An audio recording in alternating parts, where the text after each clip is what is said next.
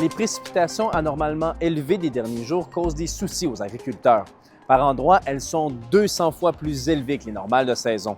Et trop de pluie, ça peut avoir des répercussions sur les récoltes. Mon collègue Corentin Mittemagnan s'est entretenu avec un agriculteur de Sainte-Agathe. Certaines récoltes ils ont besoin de tant de jours de chaleur pour pousser. Alors, des bines soya et du maïs, ils ont besoin de plus de temps, plus de jours de chaleur.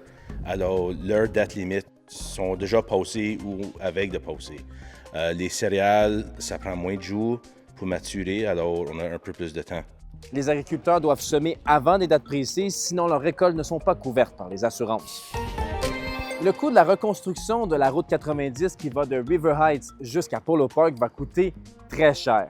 737 millions selon le plus récent rapport de la ville de Winnipeg. Le projet comprend l'élargissement du boulevard Kenaston, la reconstruction des ponts Saint James sur la rivière Assiniboine et le remplacement des égouts unitaires le long de ce corridor. La route 90 faisait partie des promesses de campagne du maire Scott Gillingham. D'après le document, la ville va devoir acheter des douzaines de propriétés pour ce projet. On y fait également mention d'avantages financiers, environnementaux et de réconciliation, ce que plusieurs conseillers remettent en question, estimant que bien d'autres projets auraient pu être réalisés avec cet argent. Et en terminant, l'Université de Saint-Boniface va décerner un doctorat honorifique à Léo Robert.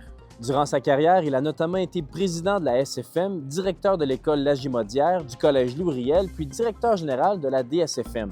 Pour souligner sa contribution à l'éducation francophone au Manitoba et pour sa détermination à préserver et à promouvoir le français dans toute la province, il a reçu l'Ordre du Canada en 2021.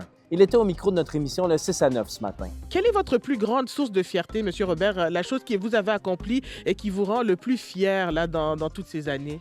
Je pense que ça a été mon travail que j'ai fait au niveau de l'éducation française, au niveau provincial et de tout le Canada en plus. Je pense que c'est ça qui me rend le plus fier. Félicitations, M. Robert. Voilà, c'est ce qui complète votre édition du 5 juin du Vidéojournal. On se retrouve demain.